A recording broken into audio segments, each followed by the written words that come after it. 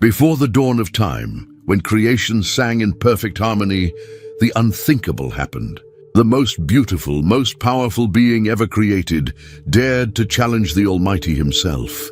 This is the untold story of how paradise was shattered, how 1/3 of heaven's army fell into darkness, and how the greatest war in cosmic history changed everything forever. Witness the rise and catastrophic fall of Lucifer, the morning star who became Satan. From the throne room of God to the depths of rebellion, discover the shocking truth behind the spiritual battle that still rages today. The angels have fallen, the war has begun, and humanity is caught in the crossfire. In the beginning, before darkness ever touched creation, there lived a being whose very name spoke of light and glory. The prophet Isaiah spoke of him in chapter 14, verse 12, calling him Lucifer, son of the morning. This wasn't just any ordinary name, it meant light-bearer or morning star. Picture the brightest star you've ever seen just before dawn breaks. That star seems to carry the light of day itself. That's what Lucifer's name meant. He was created to be a carrier of God's light, a being so bright and glorious that his very existence would shine God's glory throughout all of heaven. Every time another angel spoke his name, they were declaring his purpose, to bear the light of the Almighty. When you see Venus shining brilliantly in the early morning sky, you're seeing what the ancient people called the morning star. But Lucifer was far brighter than any earthly star could ever be. His light wasn't reflected from another source. It came from the very nature God had placed within him. He was like a living beacon, designed to illuminate the glories of heaven itself. The name carried such honor that when spoken, it declared God's creative power and artistic beauty. In Hebrew, the name means shining one or brightness.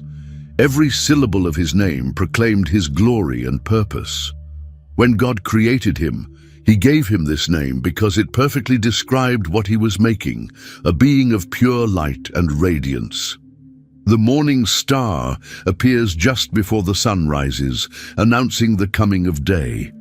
That's exactly what Lucifer was meant to do, announce and display God's glory to all creation. His name was known throughout heaven, spoken with reverence and awe by every angel. It wasn't just what he was called, it was who he was at his very core. God didn't create all angels the same way. Some had different jobs, different ranks, different purposes, but Lucifer, he held the highest position of all. The prophet Ezekiel tells us in chapter 28, verse 14, "You were the anointed cherub who covers. I established you. You were on the holy mountain of God." The word "covers" here means he was like a guardian, a protector. Think of the most important guard standing right next to a king's throne.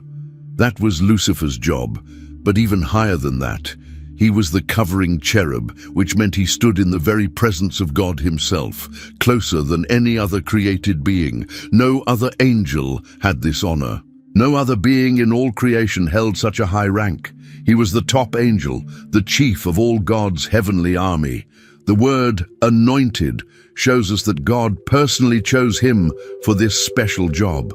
Just like kings were anointed with oil to show their authority, Lucifer was anointed by God himself for his unique role.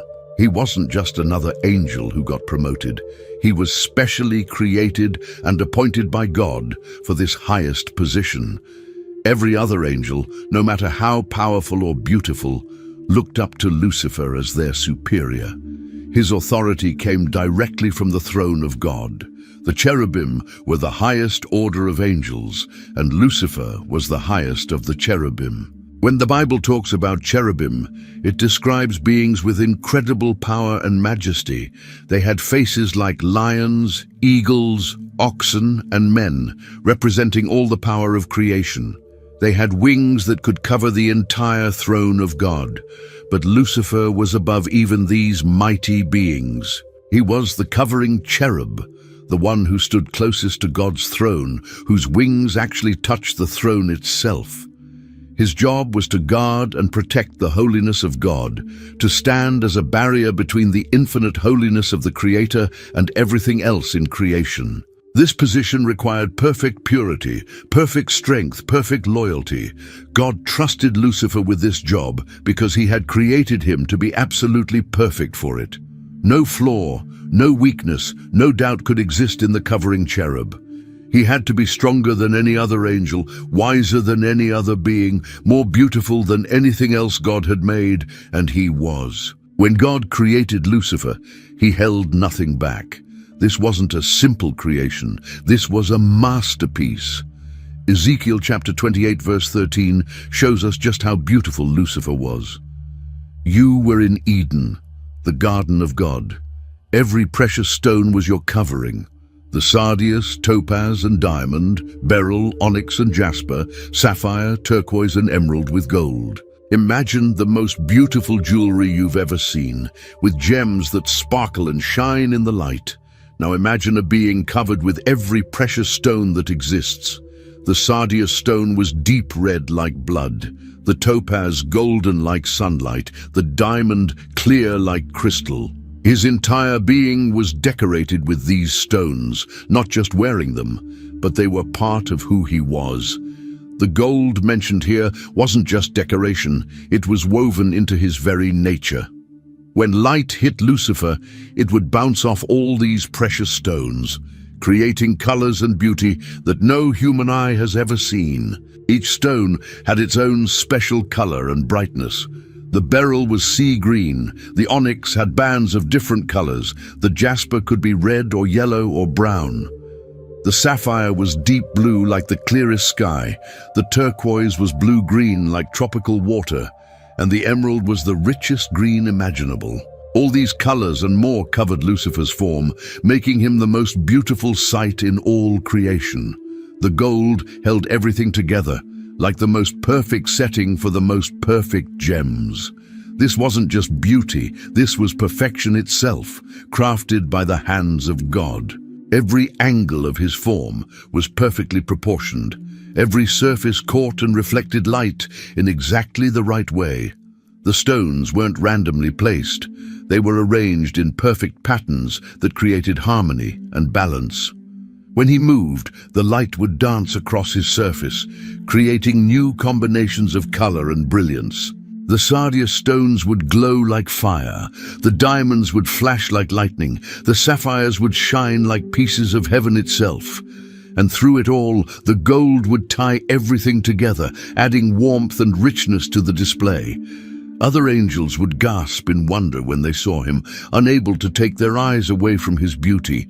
He was like a living rainbow, a walking display of every beautiful thing God had ever made. Music and worship weren't afterthoughts in heaven. They were central to everything. And guess who was in charge of it all? Lucifer.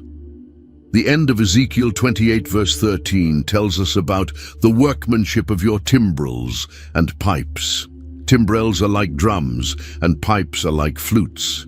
These weren't just instruments Lucifer played, they were built into him. Imagine someone so perfectly made for music that instruments were part of their very body. Every song in heaven flowed through Lucifer. Every note of praise that rose to God's throne was directed by him. When all of heaven sang together in perfect harmony, Lucifer was the conductor. His voice could hit notes that made the very foundations of heaven ring with joy. The music that came from him wasn't just beautiful, it was perfect, because he was created perfect. Think about the most beautiful music you've ever heard. Maybe a choir singing, or an orchestra playing, or even just someone with a really good voice. Now multiply that beauty by 1,000,000, and you might start to understand what Lucifer's music was like. The timbrels would beat with rhythms that matched the very heartbeat of creation. The pipes would play melodies so pure and clear that every angel would stop what they were doing just to listen. His music didn't just sound good, it had power. It could make angels weep with joy or laugh with delight. It could cause the very stars to dance in their places. All of heaven moved to the rhythm of Lucifer's music, and through his leadership, every voice in creation joined in perfect praise to God. The workmanship mentioned in the Bible means these instruments were crafted by God himself as part of Lucifer's being. They weren't separate from him, they were him. His voice was a pipe, his heartbeat was a timbrel. When he breathed, music came out. When he moved, rhythm followed. He was a living orchestra, a walking symphony, a breathing song. The music that came from him was so beautiful that it could heal sadness, so powerful that it could move mountains, so perfect that it made everything else in creation want to sing along. Other angels would gather around him just to hear him make music, amazed at the sounds that flowed from his being. Most angels served God from a distance, but not Lucifer. Ezekiel 28 verse 14 tells us he was on the holy mountain of God, and that he walked back and forth in the midst of fiery stones. The holy mountain represents God's throne, the very center of all power in the universe. The fiery stones were likely the precious gems that surrounded God's throne, blazing with his glory. Lucifer didn't just visit God's presence, he walked there freely. Think about having a best friend who trusts you so much that you can come into their house any time, sit at their table, talk with them whenever you want. That's the kind of relationship Lucifer had with God. He could approach the throne any time. He could speak directly with the Creator. This wasn't just a working relationship. This was intimate friendship, the closest any created being had ever been to God himself. The phrase "walked back and forth" shows us this wasn't just occasional visits. Lucifer spent time in God's presence regularly. He was comfortable there. He belonged there.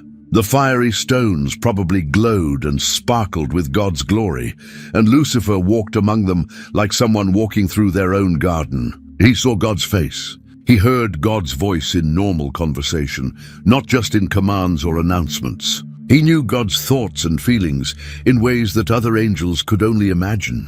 This was the highest privilege any created being could have, to be God's friend, to share his presence, to walk with him in the most holy place in all existence. When God wanted to share his heart with someone, he shared it with Lucifer. The holy mountain was the place where God made his biggest decisions, where he planned the future of creation, where he showed his deepest love and wisdom. And Lucifer was there for all of it. He watched God create new worlds, saw him design new creatures, heard him make promises about the future. He was like God's closest advisor, his most trusted companion, his dearest friend. The fiery stones around God's throne burned with holy fire, but they didn't hurt Lucifer. He walked among them safely because he was pure and holy himself. These stones probably contained all the colors of creation, blazing with light brighter than the sun, but somehow gentle enough for Lucifer to walk among. God didn't just make Lucifer beautiful and musical, he made him incredibly smart. Ezekiel 28 verse 12 says he was full of wisdom. This wasn't just book knowledge or facts. This was deep understanding of how everything in creation worked. Lucifer could see things other angels couldn't see. He understood God's plans and purposes in ways that no other created being could grasp. When God created the universe, Lucifer understood the science behind it. When God made laws for how things should work, Lucifer saw the wisdom in every detail. His mind was like a perfect computer that could process information instantly and completely. Other angels would come to him with questions because they knew he had answers. His wisdom was so complete that there was no area of knowledge where he was lacking. If you wanted to understand how stars were made, you asked Lucifer. If you wondered about the purpose of different creatures, Lucifer knew. If you needed to solve a problem or figure out how to do something, Lucifer had the answer. His wisdom wasn't just about big cosmic things either.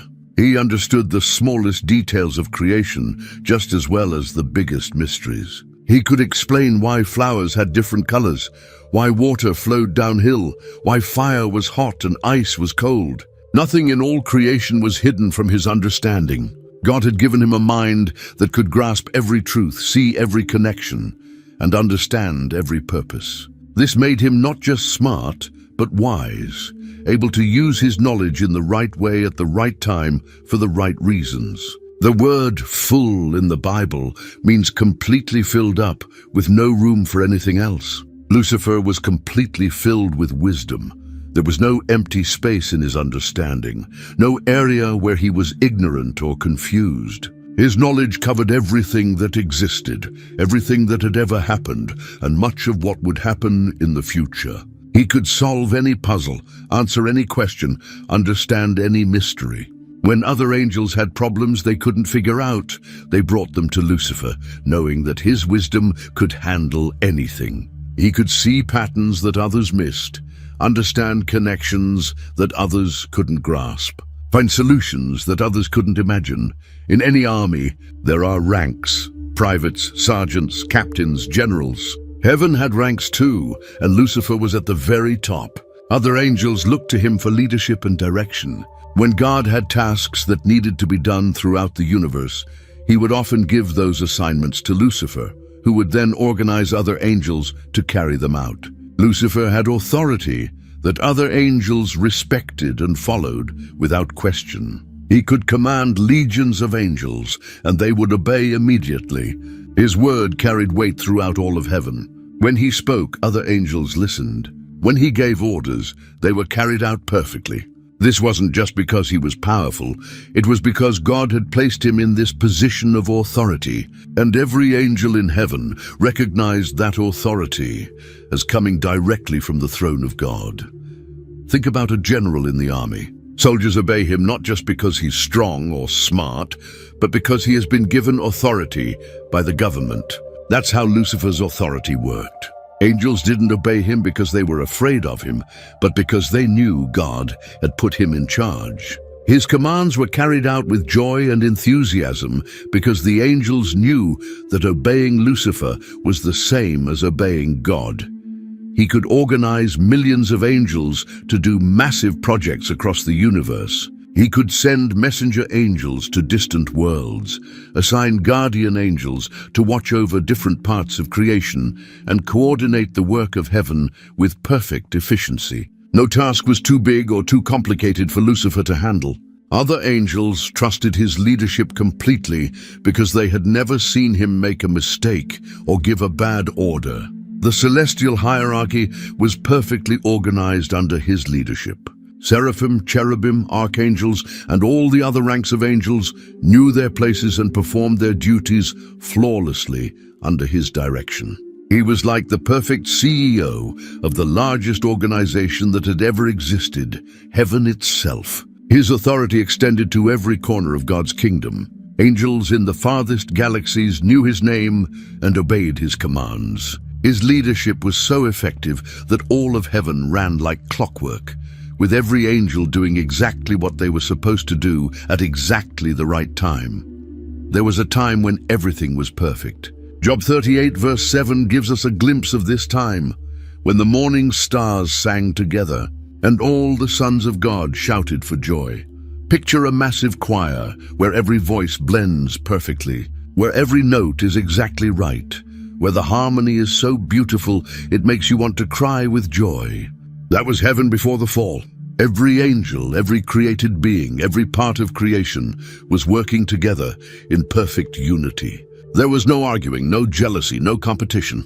Lucifer led this cosmic chorus, and under his direction, all of creation praised God with one voice. The morning stars were the highest angels, and the sons of God were all the angelic beings. They all sang together, they all shouted with joy, and it was the most beautiful sound that had ever existed. This was the golden age of creation, when everything God had made was working exactly as he intended it to work. Imagine a symphony orchestra, where every musician is playing their part perfectly, where the conductor leads with skill and passion, and where the music that results is so beautiful that everyone who hears it is moved to tears of joy. That's what creation was like in those days. Every star sang its note in the cosmic song. Every planet moved in its perfect orbit, adding its voice to the harmony. Every angel knew their part and played it with absolute precision. And over it all, Lucifer conducted the greatest symphony ever performed, bringing together every voice in creation in one magnificent song of praise to the God who had made them all. There were no discord, no missed notes, no instruments out of tune. Everything was perfect, everything was beautiful, and everything was exactly as God wanted it to be. The unity was complete and absolute. From the highest seraph to the smallest cherub, every angel sang the same song of praise. The stars themselves joined in the chorus, their light twinkling in rhythm with the heavenly music. The planets danced in their orbits, keeping time with the cosmic symphony. Even the wind and the waves, the mountains and the valleys, all added their voices to the universal song of worship.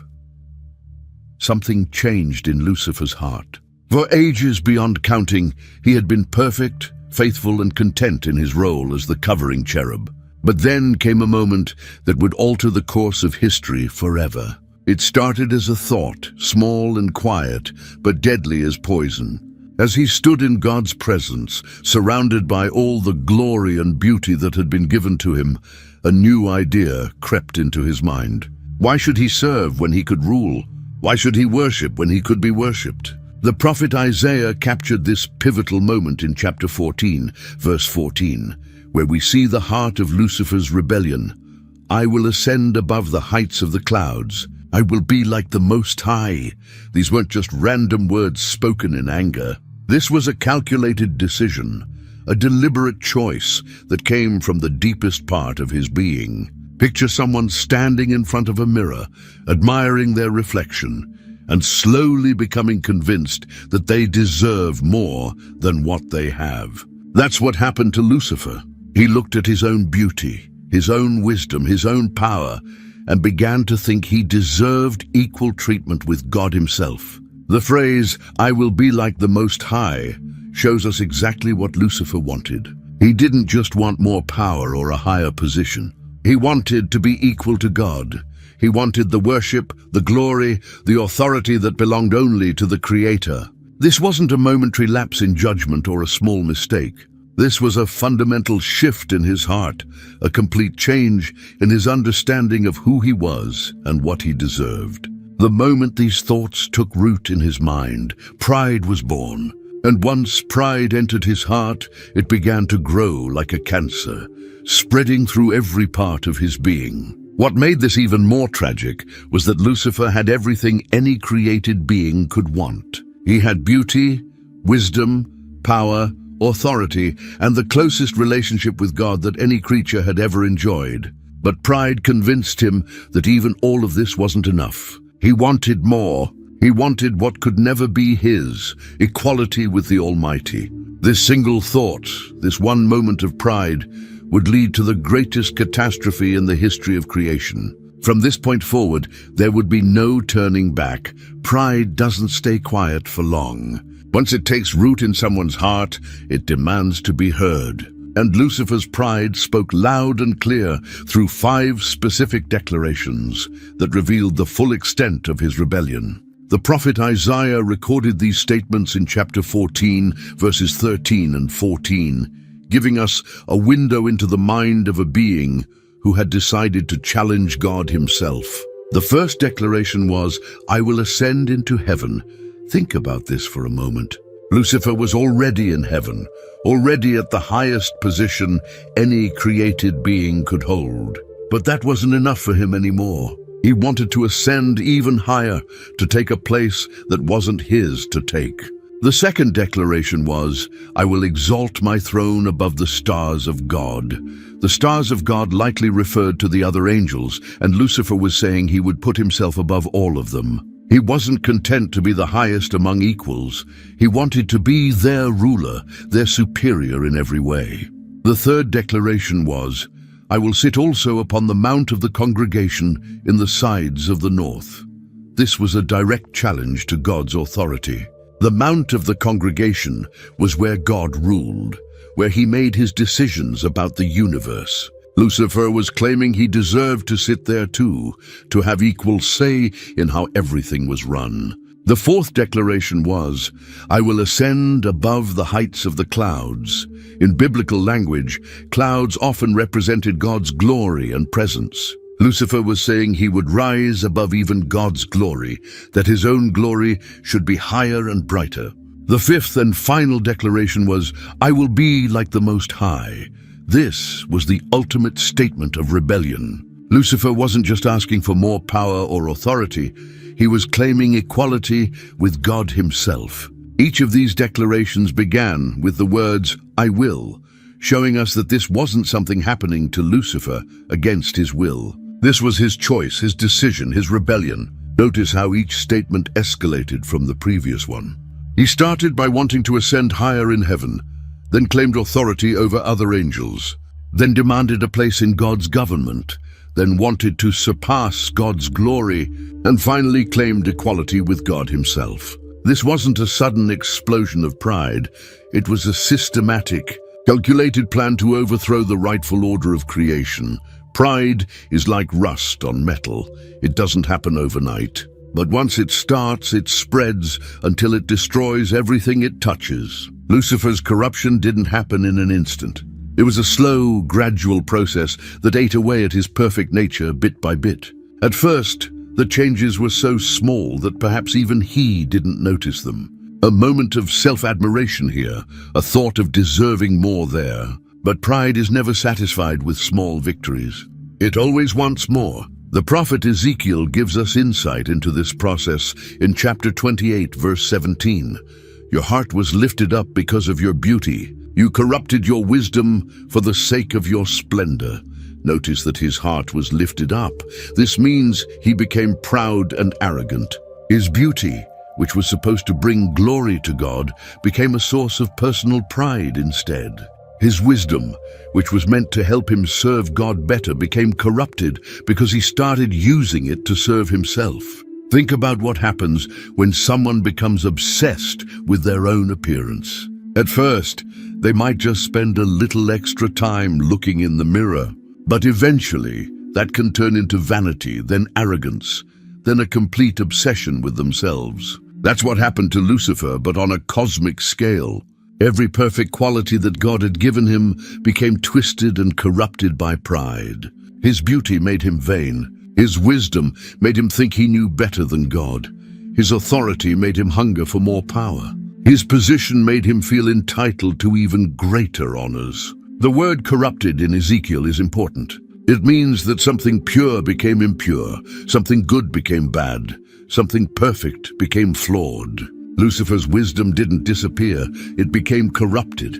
He was still incredibly intelligent, but now he used that intelligence for evil purposes instead of good ones. His beauty didn't fade, it became corrupted. He was still the most beautiful being in creation, but now that beauty served his pride instead of God's glory. This corruption wasn't forced on him from the outside. It came from within, from his own choices and his own heart. Every day, every moment, he chose to feed his pride instead of humbling himself. Every time he looked at his reflection, he chose to admire himself instead of giving God credit for making him so beautiful. Every time he used his wisdom, he chose to serve his own agenda instead of God's will. And with each choice, the corruption spread a little further, until the perfect being God had created was becoming something dark and twisted. The most tragic part of Lucifer's fall was how his greatest gifts became his greatest weaknesses. God had made him beautiful and wise as blessings, as tools to better serve his Creator and bring glory to heaven. But pride has a way of turning blessings into curses, gifts into traps. Lucifer's beauty, which once inspired worship toward God, now inspired worship toward himself. His wisdom, which once helped him understand God's will, now helped him plan his rebellion. The prophet Ezekiel captured this transformation perfectly in chapter 28, verse 17. "Your heart was lifted up because of your beauty. You corrupted your wisdom for the sake of your splendor." Let's think about how this happened. Every time Lucifer saw his reflection in the crystal seas of heaven, instead of thanking God for his beauty, he began to admire himself. Every time other angels gasped in wonder at his appearance, instead of pointing them to the Creator who made him, he began to enjoy their attention. Every time his precious stones caught the light and created brilliant displays of color, instead of using that beauty to worship God, he began to see it as proof of his own importance. His wisdom followed the same dark path. God had filled him with understanding so he could better serve in heaven's government, so he could help carry out the Creator's perfect plans. But pride twisted this gift into something ugly. Lucifer began to think that his wisdom made him better than other angels. He started to believe that his understanding was so great that he could make better decisions than God himself. He looked at God's plans and began to criticize them, thinking he could improve on perfection. His beauty made him vain, but his wisdom made him ambitious. Vanity is bad enough. It's the sin of thinking too highly of yourself because of how you look. But ambition driven by corrupted wisdom is far more dangerous. It's the sin of thinking you can do someone else's job better than they can, even when that someone is God. Lucifer's wisdom showed him how heaven worked, how the universe was organized, how power flowed from God's throne throughout creation. And instead of being amazed at God's perfect system, he began to think he could run it better. Instead of being grateful for the part he was allowed to play, he wanted to rewrite the script entirely. The beauty that was supposed to reflect God's glory now reflected only Lucifer's pride. The wisdom that was supposed to serve God's purposes now served only Lucifer's ambitions. What had been given as tools for worship became weapons of rebellion. Pride is contagious. Once it infected Lucifer's heart, it didn't stay there. He began to spread his rebellion like a disease throughout heaven, targeting other angels and convincing them to join his cause. This wasn't a sudden uprising where millions of angels just decided to rebel overnight. This was a careful, calculated campaign of deception that took time and planning. The book of Revelation gives us a glimpse into the scope of this rebellion. In chapter 12, verse 4, his tail drew a third part of the stars of heaven and did cast them to the earth. The stars of heaven refers to the angels, and this verse tells us that 1/3 of all the angels in heaven were convinced to follow Lucifer in his rebellion. Think about what an incredible number that represents. Heaven contained countless millions, perhaps billions of angels, and Lucifer managed to persuade 1 out of every 3 to turn against their Creator. How did he do it? The same way rebellion always spreads, through lies, half-truths, and promises that sound too good to be true. Lucifer was incredibly wise and persuasive.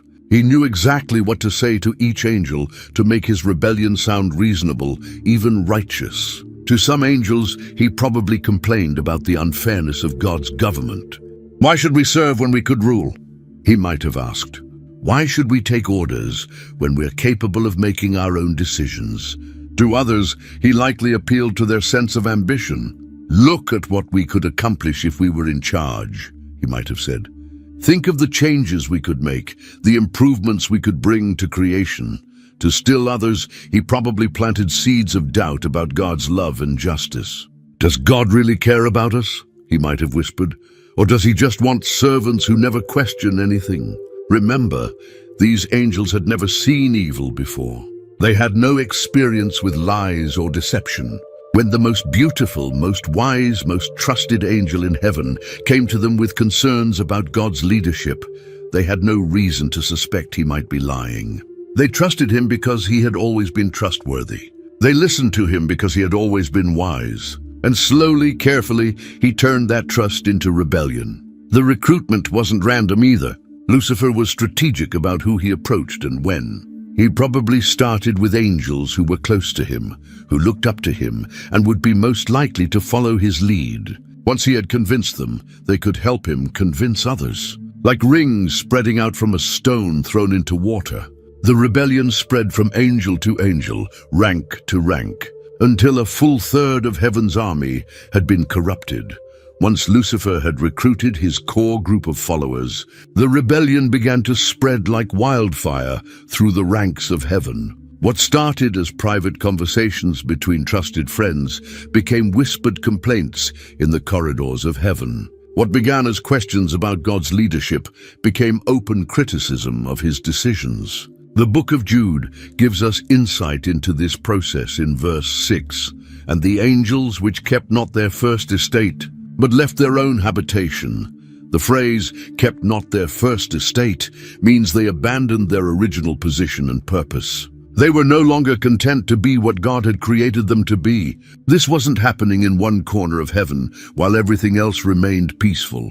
The discontent was spreading throughout the heavenly ranks, creating an atmosphere of tension and division that had never existed before.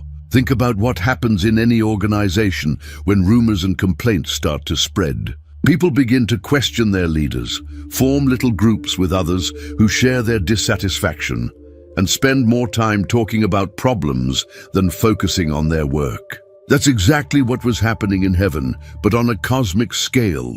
Angels who had served God faithfully for countless ages were suddenly wondering if they were being treated fairly. Angels who had never questioned an order were now debating whether their assignments were appropriate for beings of their status. Angels who had lived in perfect harmony were now dividing into factions, those who remained loyal to God and those who were beginning to side with Lucifer. The spreading discontent followed the same pattern that rebellion always follows. First came the complaints, angels talking about how they deserved better treatment or higher positions. Then came the questions. Why does God get to make all the decisions? Why can't we have more say in how things are run? Then came the accusations. God is holding us back. God doesn't appreciate us. God is afraid of our potential. Finally came the alternative. Lucifer's vision of a new order where angels would be free to reach their full potential. Each conversation, each complaint, each question weakened the bonds of loyalty that had held heaven together. Angels who had once worked as a perfect team were now eyeing each other with suspicion. Those who remained loyal to God wondered how many of their friends had been infected with rebellion. Those who were beginning to follow Lucifer wondered if they could trust their fellow rebels, or if some might change their minds and report them to the loyal angels. The atmosphere of heaven was changing from one of perfect peace and harmony to one of tension, suspicion, and growing conflict. The very fabric of heavenly society was being torn apart by the poison of pride and rebellion.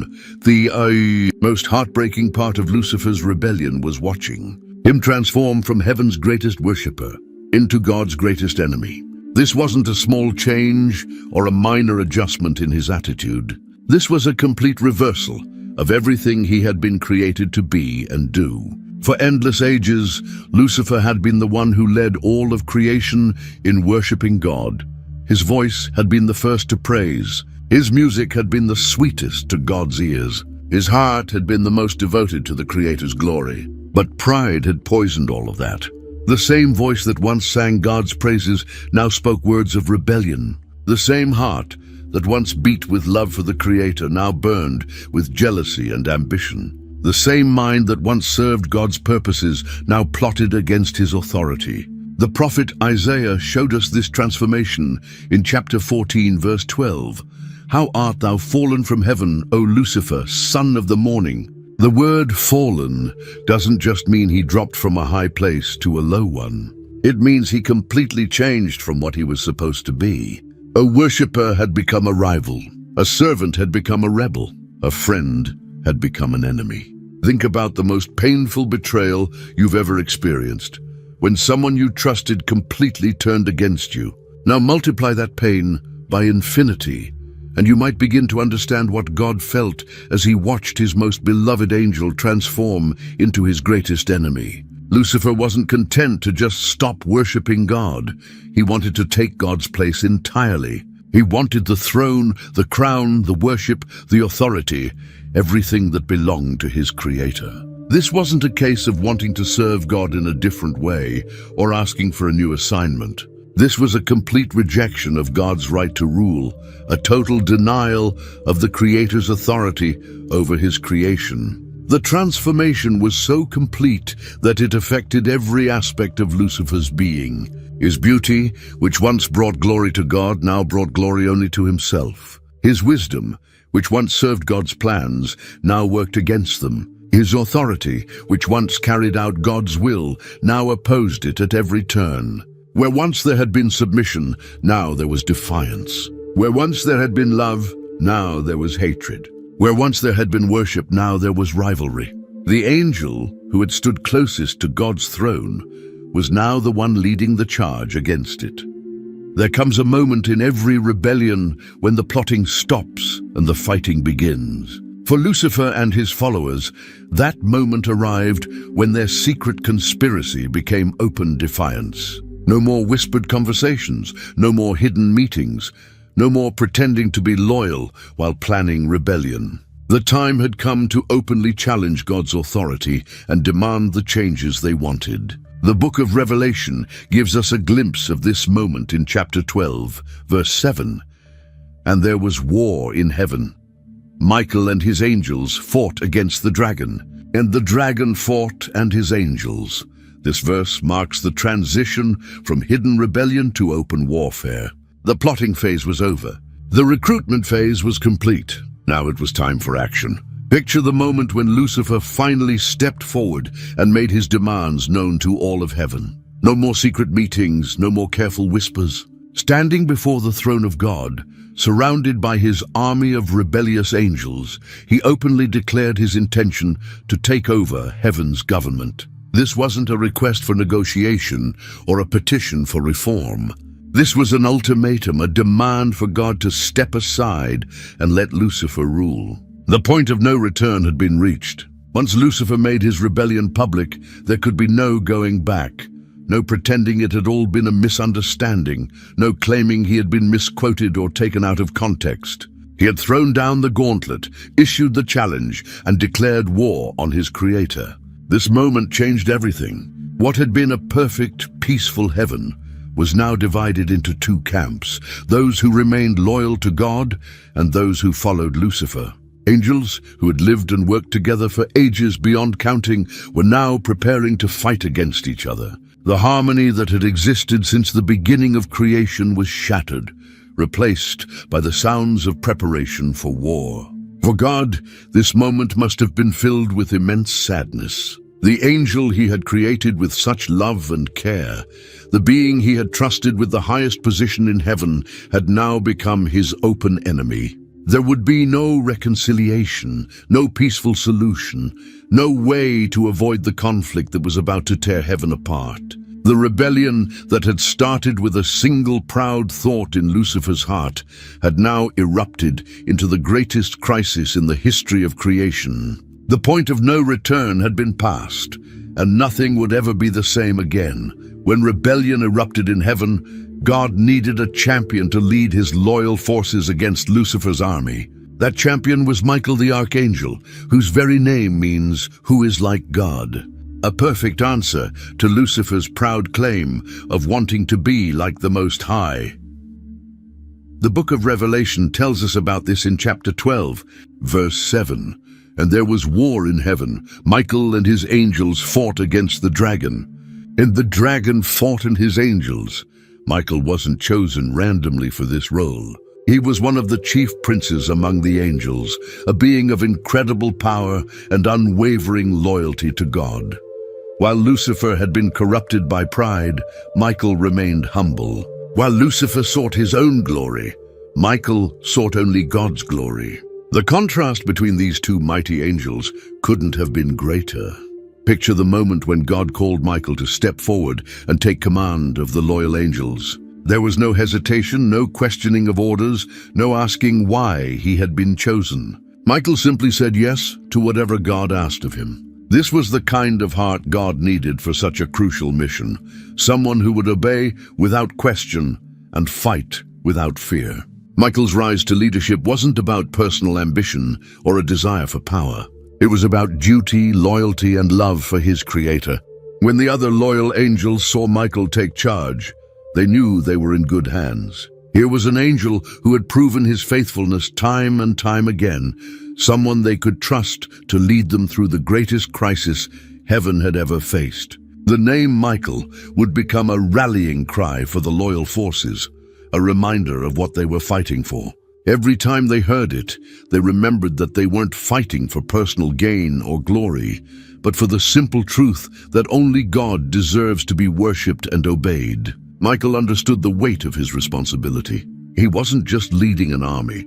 He was defending the very throne of God and the order of creation itself. The outcome of this war would determine whether God remained the rightful ruler of the universe, or whether a proud, rebellious angel would steal his throne. There could be no compromise, no negotiation, no peaceful solution. This was a fight to the finish, and Michael was ready to give everything he had to ensure that God's authority remained supreme. His courage would inspire countless angels to stand firm in their loyalty, even when the battle seemed uncertain.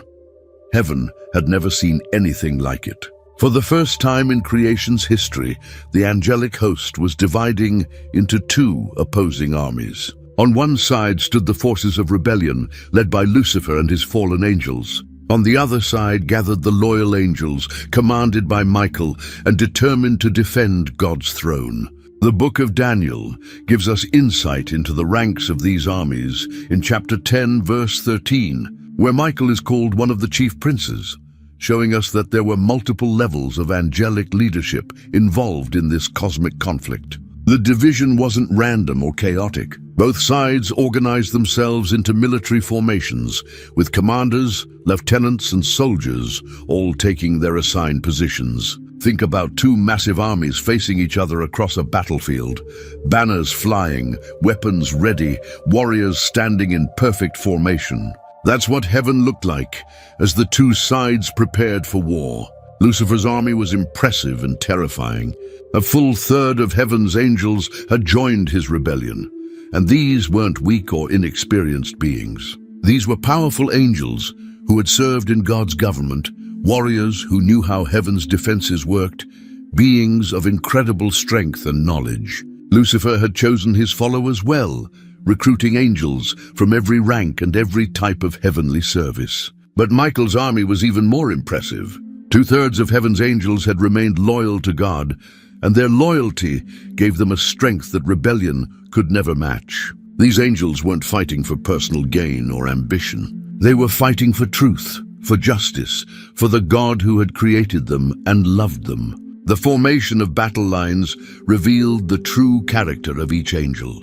Those who lined up behind Lucifer had chosen pride over humility, rebellion over obedience, their own will over God's will. Those who stood with Michael had chosen to remain faithful, to trust in God's goodness, even when they didn't understand everything that was happening. As the two armies faced each other, the contrast was stark. On Lucifer's side stood angels driven by pride, ambition, and dissatisfaction. On Michael's side stood angels motivated by love, loyalty, and trust. The battle lines were drawn not just in terms of military position, but in terms of heart and character. Each angel had made their choice, and there would be no changing sides once the fighting began. This wasn't a small skirmish or a local dispute.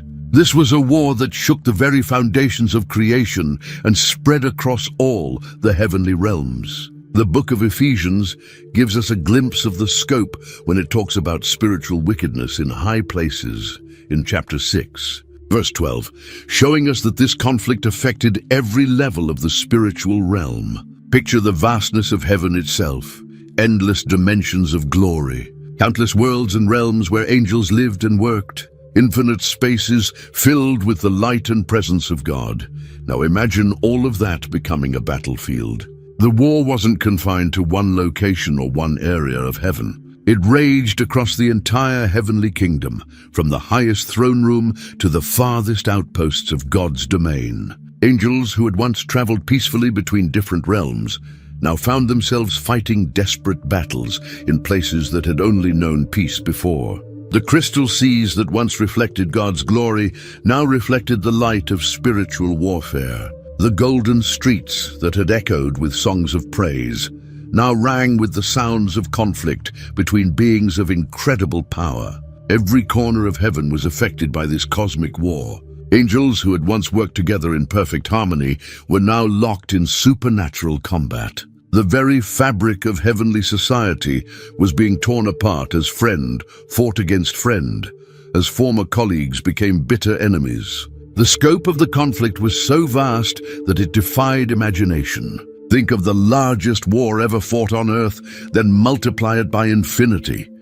That begins to give you an idea of what was happening in heaven. Entire legions of angels clashed in battles that spanned multiple dimensions. The war wasn't just about who would control heaven, it was about the very nature of reality itself. Would creation be ruled by the Creator, or would it be taken over by one of his creatures? The stakes couldn't have been higher, and the scope couldn't have been larger. This was truly a cosmic conflict that would determine the fate of everything that existed. The sound of this warfare must have echoed through every realm of creation, a terrible symphony of conflict that replaced the beautiful harmony that had once filled all of heaven. From the highest heights to the deepest depths of the heavenly realms, war raged between the forces of good and evil.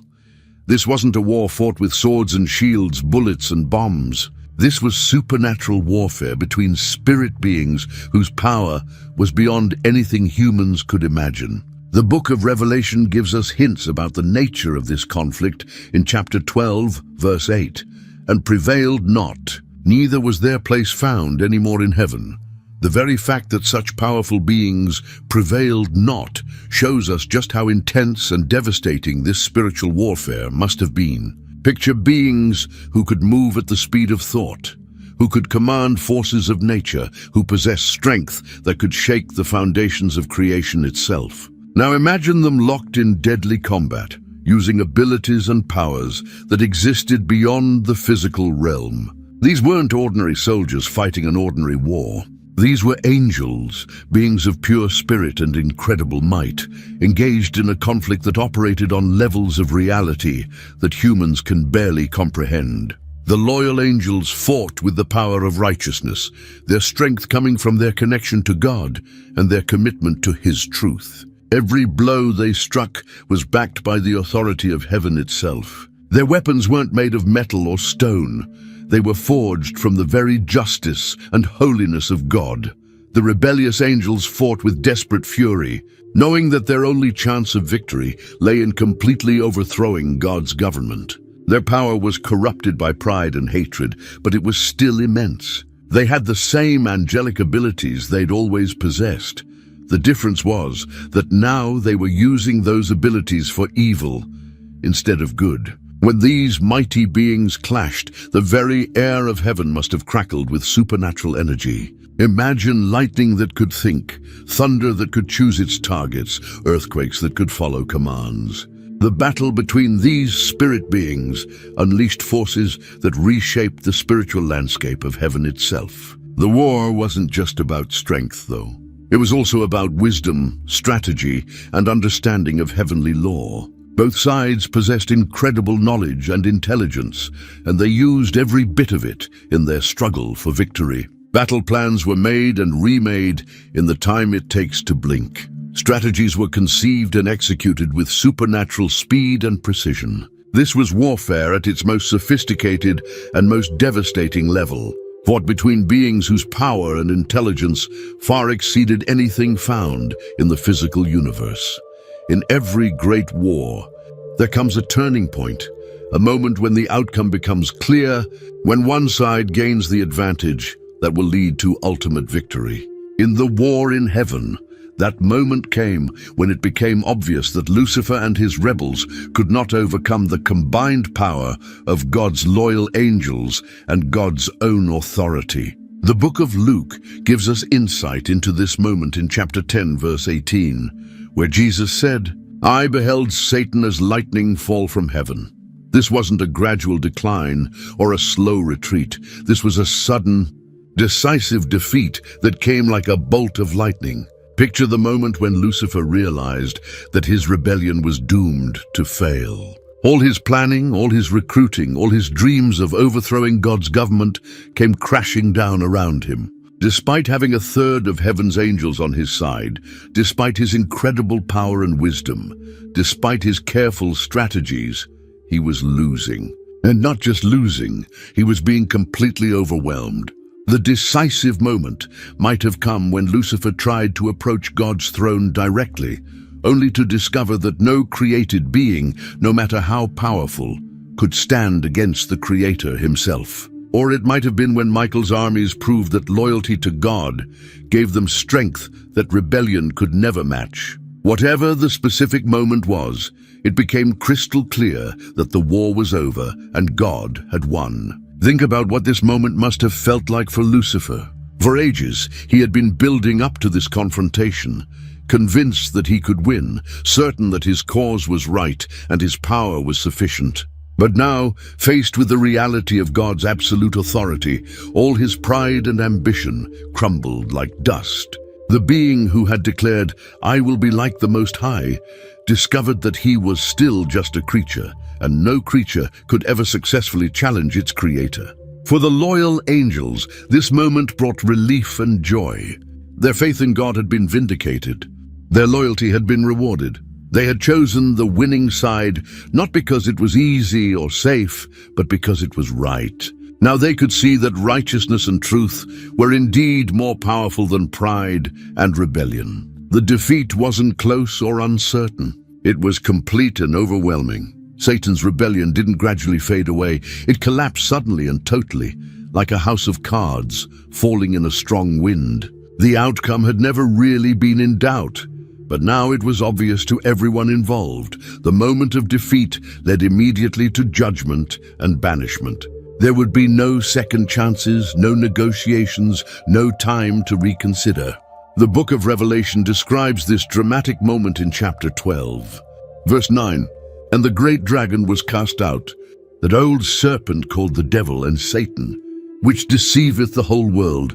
He was cast out into the earth, and his angels were cast out with him." The word "cast" here means thrown with great force. This wasn't a gentle escort to the exit, but a violent expulsion from heaven itself. Picture the scene as the defeated rebels were gathered up and hurled out of heaven by the victorious loyal angels. The being who had once walked freely in God's presence, who had stood at the very throne of the Almighty, was now being forcibly removed from the place he had called home since his creation. The casting out wasn't just about changing location. It was about a complete separation from God's presence and blessing. Lucifer and his followers were being cut off from the source of all light, all goodness, all joy. They were being banished from paradise itself. The process was swift and final. There was no appeal, no last-minute reprieve, no possibility of arguing their case. The judgment had been pronounced, and it was being carried out immediately. One moment they were in heaven, fighting their desperate war. The next moment they were being hurled through space, falling away from everything they had ever known. Think about the physical and spiritual violence of this casting out. These weren't gentle creatures being kindly relocated. These were powerful, dangerous rebels being forcibly ejected from God's kingdom. The loyal angels who carried out this banishment did so with the full authority of heaven behind them, using whatever force was necessary to ensure that the rebels could never return. The casting out affected every single rebel, not just Lucifer, but all of his angels as well. None were spared, none were given a second chance, none were allowed to stay behind. The judgment was comprehensive and complete. Everyone who had participated in the rebellion was included in the banishment. As they fell, they left behind everything they had ever known, their positions, their honor, their place in God's government, their access to his presence. They were no longer citizens of heaven, but exiles, cut off from their home forever. The casting out marked the end of their status as holy angels and the beginning of their existence as fallen beings. The banishment from heaven was only the beginning of Lucifer's judgment. Something even more dramatic was happening to him. He was being transformed from the glorious being he had been into something dark and terrible. The prophet Isaiah captured this transformation in chapter 14, verse 12. "How art thou fallen from heaven, O Lucifer, son of the morning? How art thou cut down to the ground, which didst weaken the nations?" The word fallen here means much more than just dropping from a high place. It means a complete change in nature and appearance. Think about what Lucifer had been before his rebellion. He was covered with precious stones, blazing with light and beauty, the most glorious being God had ever created. His appearance was so magnificent that other angels could hardly look at him without being overwhelmed by his splendor. But now, as judgment fell upon him, all of that beauty was being stripped away. The precious stones that had covered his form began to lose their luster. The gold that had been woven into his very nature started to tarnish and fade. The light that had shone from within him flickered and died, replaced by darkness. His beautiful features became twisted by the evil that now filled his heart. This wasn't just a cosmetic change.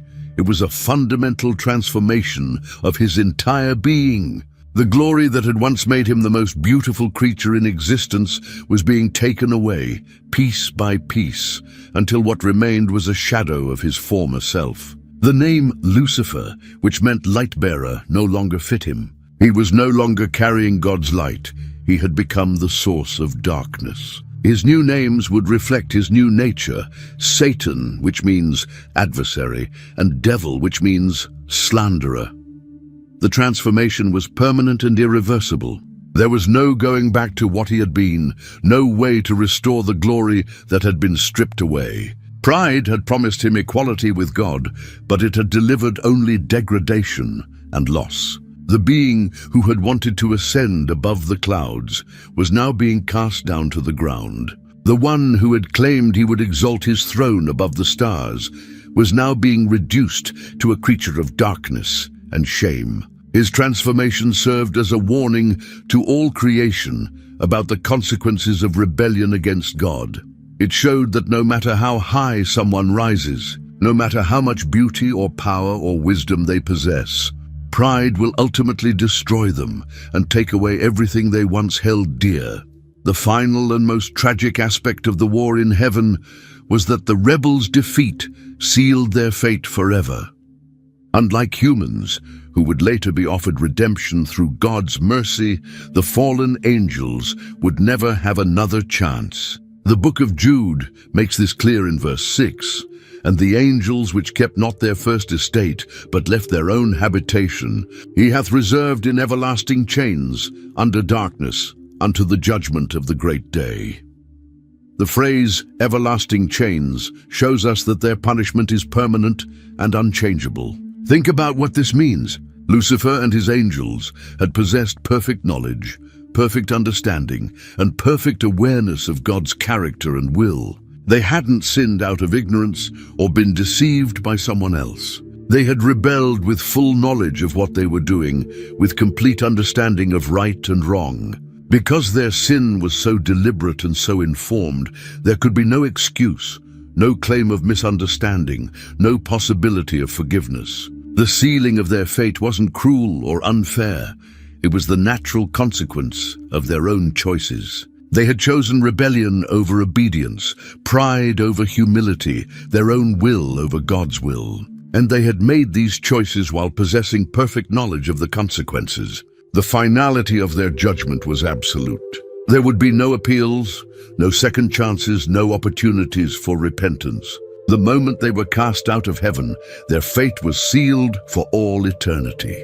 They would never again experience God's presence, never again know peace or joy or contentment. The book of Matthew tells us in chapter 25, verse 41, that hell was prepared for the devil and his angels, showing us that their eternal punishment was certain and unavoidable. This wasn't a temporary setback or a punishment that might be reduced for good behavior. This was a permanent, eternal separation from everything good and holy and beautiful. The war in heaven was over, but its consequences would last forever. The rebels had gambled everything on their rebellion, and they had lost everything as a result. Their fate was sealed, their doom was certain, and their punishment would never end. The war that had begun with pride and ambition had ended with defeat and eternal judgment. There was no possibility of redemption, no hope of restoration, no chance of ever returning to what they had been. The fallen angels would remain fallen forever, a permanent reminder of the consequences of rebellion against the Creator. The glorious being once known as Lucifer, the light bearer, was gone forever. In his place stood a creature of darkness with new names that reflected his fallen nature and evil purposes. The book of Revelation reveals one of his primary titles in chapter 12. Verse 10, "For the accuser of our brethren is cast down, which accused them before God day and night." He had become the accuser, constantly pointing fingers at God's people and trying to convince the Creator that they were unworthy of his love. Think about what it means to be an accuser. This is someone who spends their time looking for faults in others, gathering evidence of their failures and presenting it to anyone who will listen. That's exactly what Satan became, a being whose main job was to find fault with God's creation and accuse them of being imperfect. The Apostle Paul gave him another title in Ephesians chapter 2, verse 2, calling him the Prince of the Power of the Air. This wasn't just a poetic description. It showed that Satan had become the ruler of a dark spiritual realm that opposed everything God stood for. He was no longer the covering cherub who protected God's holiness. Now he was the Prince of Darkness, leading a kingdom built on lies, hatred, and rebellion. The name Satan itself means adversary or opponent. Every time someone used this name, they were declaring that he had become God's enemy, the one who stood against everything the Creator wanted to accomplish. He was no longer working with God's plans, he was actively working against them. Another name he earned was Devil, which means slanderer or false accuser. This showed that his method of operation involved lies and deception. He couldn't defeat God through direct confrontation, so he resorted to lying about God's character and spreading false information about his plans and purposes. The name Beelzebub, meaning Lord of the Flies, showed how far he had fallen from his original beauty and glory.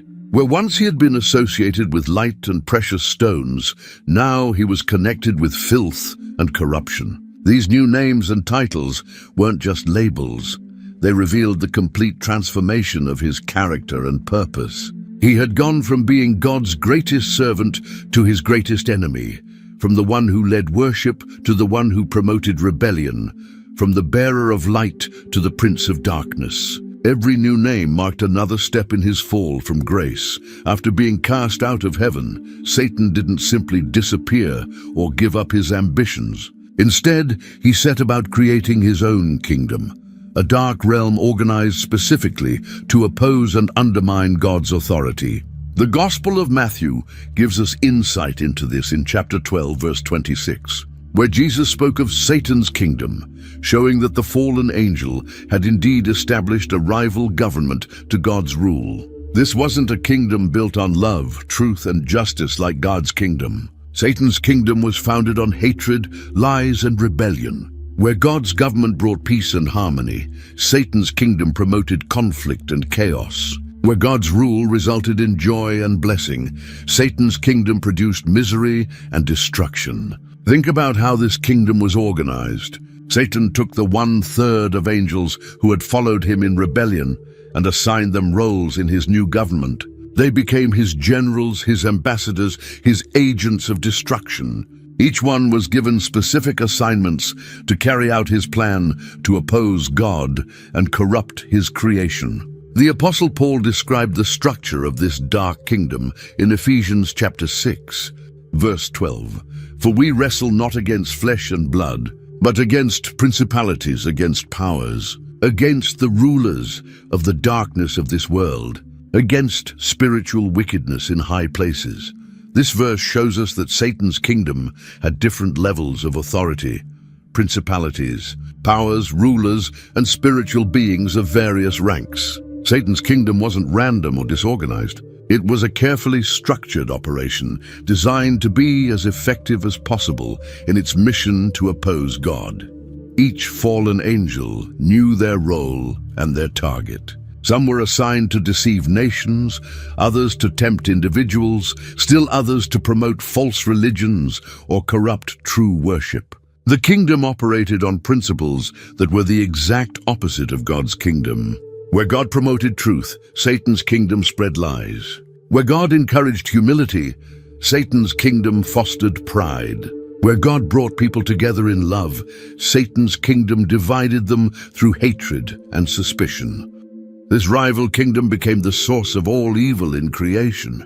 Every lie told, every act of cruelty committed, every rebellion against God's authority could be traced back to the influence of Satan's dark government. He had created a system designed to steal, kill, and destroy everything good that God had made, with heaven now closed to him forever. Satan turned his attention to a new target, the beautiful planet Earth that God had created as a home for humanity. The book of Genesis shows us how this corruption began in chapter 3. Verse 1, "Now the serpent was more subtle than any beast of the field which the Lord God had made." Satan chose Earth as his new battlefield, the place where he would continue his war against God by attacking God's newest and most beloved creation, human beings. Earth became the front lines of a spiritual war that had begun in heaven. What had once been a perfect paradise, where humans walked with God in perfect harmony, now became a place of temptation, sin, and spiritual conflict. Satan brought his rebellion to this peaceful world and infected it with the same pride and disobedience that had caused his own downfall. Think about what Earth was like before Satan's arrival.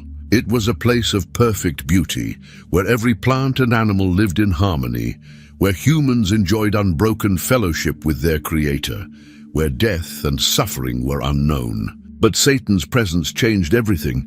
He introduced lies where there had been only truth, brought death where there had been only life, and planted seeds of rebellion where there had been only obedience. The corruption wasn't just spiritual, it affected the physical world as well. The Apostle Paul described this in Romans chapter 8, verse 22. "For we know that the whole creation groaneth and travaileth in pain together until now." The entire planet became subject to decay, death, and destruction because of the spiritual corruption that Satan brought with him. Earth became Satan's headquarters for his ongoing war against God. From this base of operations, he launched attacks against every human being, trying to turn them away from their Creator, just as he had turned the angels away in heaven. The beautiful world that God had made as a demonstration of his love and creativity became a battlefield where the forces of good and evil would clash for thousands of years. The spiritual warfare that had once been confined to heaven now spread to earth, affecting every living thing on the planet. Humans found themselves caught in the middle of this cosmic conflict, with Satan working constantly to deceive them, and God working constantly to redeem them. Earth became the place where the ultimate questions would be answered. Would God's love prove stronger than Satan's hatred? Would truth overcome lies? Would good ultimately triumph over evil? Satan's fallen angels didn't operate as a chaotic mob. They organized themselves into a sophisticated hierarchy designed to maximize their effectiveness in opposing God's plans. The book of Daniel gives us a glimpse into this organization in chapter 10, verse 13, where we read about the prince of the kingdom of Persia, a demonic being assigned to influence an entire nation.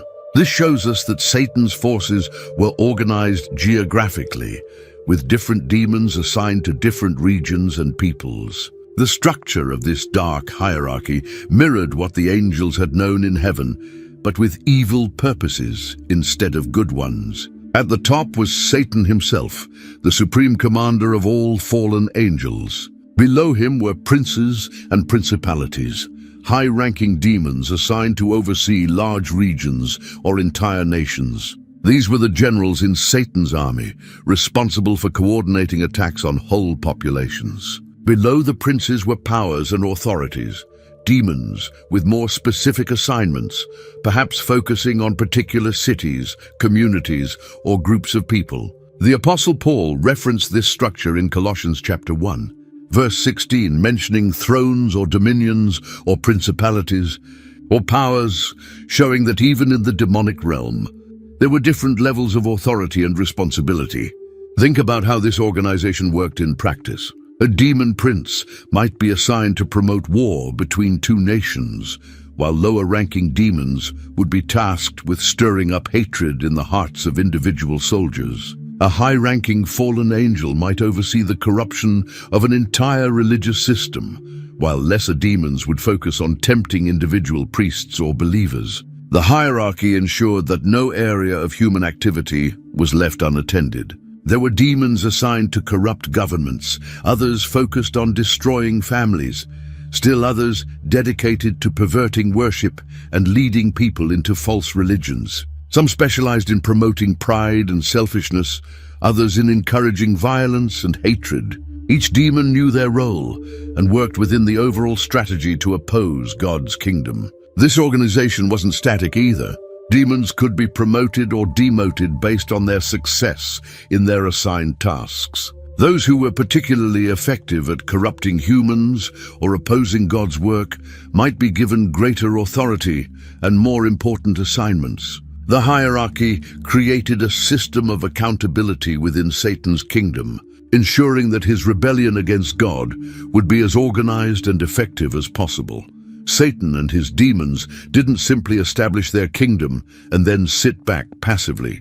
They embarked on an active, ongoing mission to deceive and destroy everything that God had created and loved. The Gospel of John reveals the heart of this mission in chapter 10, verse 10, where Jesus said that the thief cometh not, but for to steal and to kill and to destroy. This wasn't a temporary campaign or a short-term strategy. This was Satan's permanent purpose and unending goal. The mission of deception was carefully planned and skillfully executed. Satan understood that he couldn't simply force people to rebel against God. He had to convince them that rebellion was actually a good idea. So he became the master of lies, twisting God's truth just enough to make it sound reasonable while leading people away from their Creator. The Apostle Paul warned about this in 2 Corinthians chapter 11, verse 14, "And no marvel, for Satan himself is transformed into an angel of light." This showed that Satan's deception often came disguised as something good and beautiful, making it even more dangerous and effective. Think about how this deception worked. Satan would take God's truth and add just a small lie to it, making it sound almost right, but leading people in the wrong direction. He would promise freedom, but deliver slavery, offer knowledge, but provide confusion, guarantee happiness, but bring misery. The destruction part of Satan's mission was equally systematic. He worked to destroy relationships between people, to break apart families, to corrupt governments, to pervert justice, and to turn people against their Creator. Everything good that God had made became a target for Satan's destructive influence. The mission was comprehensive, affecting every aspect of human life. Satan attacked people's minds with lies and false philosophies. He assaulted their hearts with hatred and bitterness. He corrupted their bodies through disease and addiction. He destroyed their relationships through selfishness and betrayal. He perverted their worship through false religions and idolatry. No area of human experience was left untouched by his destructive influence. This ongoing mission required constant effort and attention. Satan and his demons never rested, never took breaks, never gave up their attempts to deceive and destroy. They worked around the clock, across all nations and cultures, targeting every human being who had ever lived or would ever live. Their goal was nothing less than the complete corruption of God's creation and the eternal destruction of every human soul. One of the most mysterious aspects of Satan's activities after his fall was that God allowed him to continue operating, giving him temporary permission to test and tempt human beings. The book of Job illustrates this clearly in chapter 1, verse 12, where God told Satan, "Behold, all that he hath is in thy power. Only upon himself put not forth thine hand." This shows us that Satan's ability to harm and tempt people was limited and controlled by God's permission. This wasn't because God enjoyed watching people suffer or wanted them to sin. Rather, it was part of God's greater plan to demonstrate the power of faith, love, and loyalty, even in the face of temptation and trial. Think about what this permission meant in practical terms. Satan could tempt people, but he couldn't force them to sin. He could suggest evil thoughts, but he couldn't control people's minds. He could create difficult circumstances, but he couldn't destroy someone's faith without their cooperation. The first letter of Peter explains the purpose behind this testing in chapter 1, verse 7, that the trial of your faith, being much more precious than of gold that perisheth, though it be tried with fire, might be found unto praise and honor and glory at the appearing of Jesus Christ. The testing wasn't meant to destroy people's faith, but to strengthen it and prove its reality. God's permission came with strict limitations. Satan could only go as far as God allowed, could only do what God permitted, and had to stop when God said stop. The story of Job shows us that even when Satan was given permission to test someone severely, there were still boundaries he couldn't cross. This temporary permission also served to expose Satan's true character to all creation. When given the chance to interact with humans, Satan consistently chose to lie, deceive, and destroy. This demonstrated that his rebellion wasn't based on legitimate concerns about God's government, but on his own evil nature and selfish ambitions. The permission was always temporary and conditional. God could revoke it at any time, could change the limitations, could step in to protect his people whenever he chose. Satan operated only by God's sufferance, not by his own right or power. This arrangement showed that even in his rebellion, Satan was still subject to God's ultimate authority and control, despite his temporary freedom to operate on earth. Satan's ultimate fate was already determined and clearly prophesied. The Gospel of Matthew reveals this destiny in chapter 25, verse 41. Then shall he say also unto them on the left hand, Depart from me, ye cursed, into everlasting fire, prepared for the devil and his angels. This wasn't a punishment that God decided on after Satan's rebellion.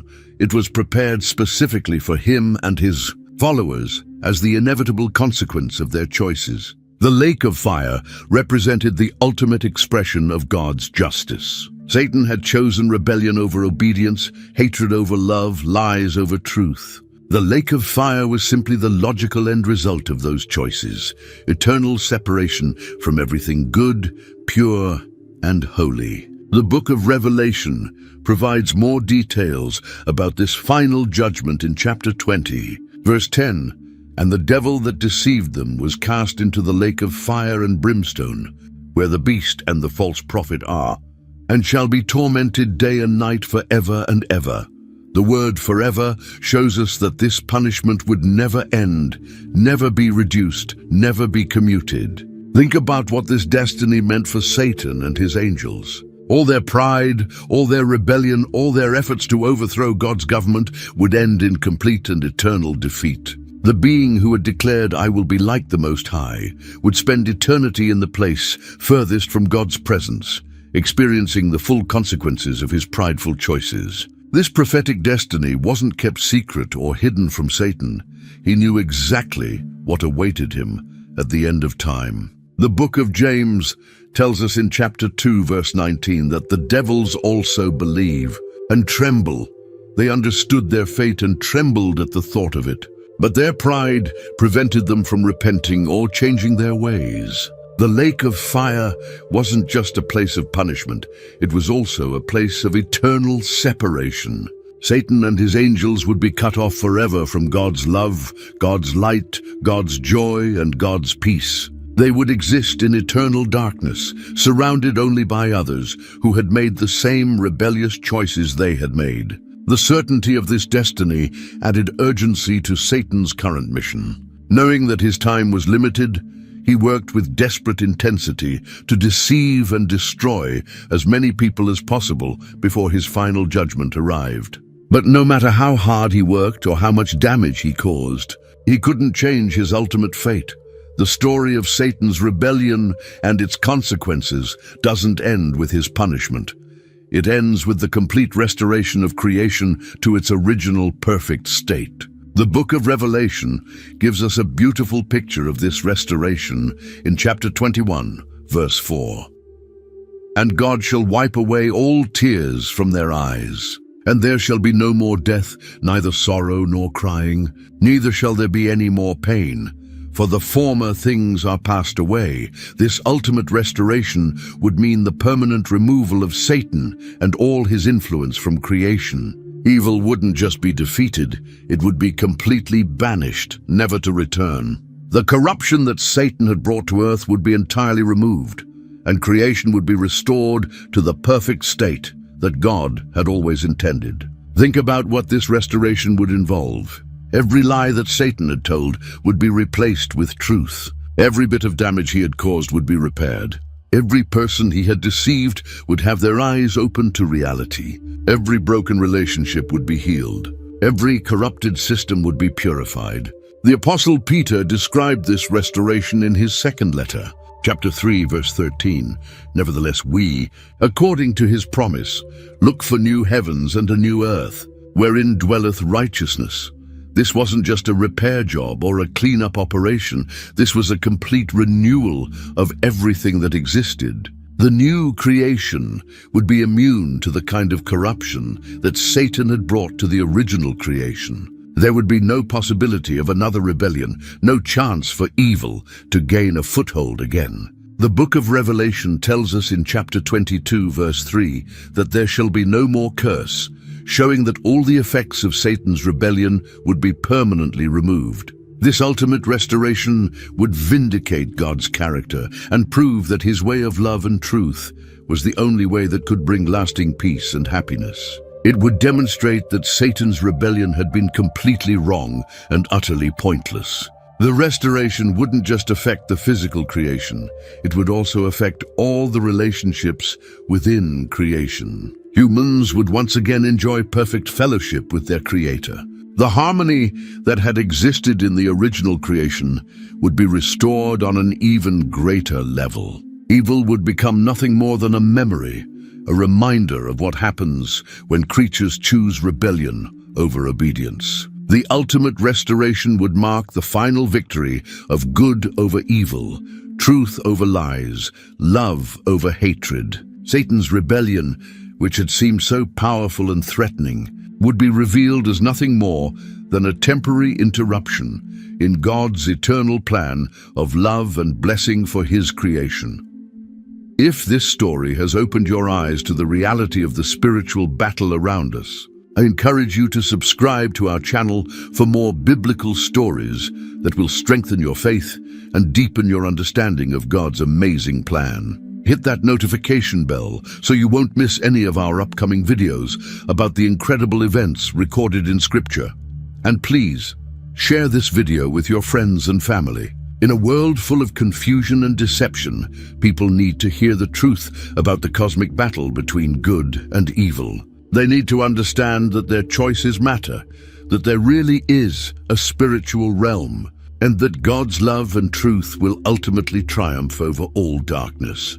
Your share could be exactly what someone needs to hear today. Together, we can spread these powerful biblical truths and help others discover the hope and victory that can only be found in following the one true God.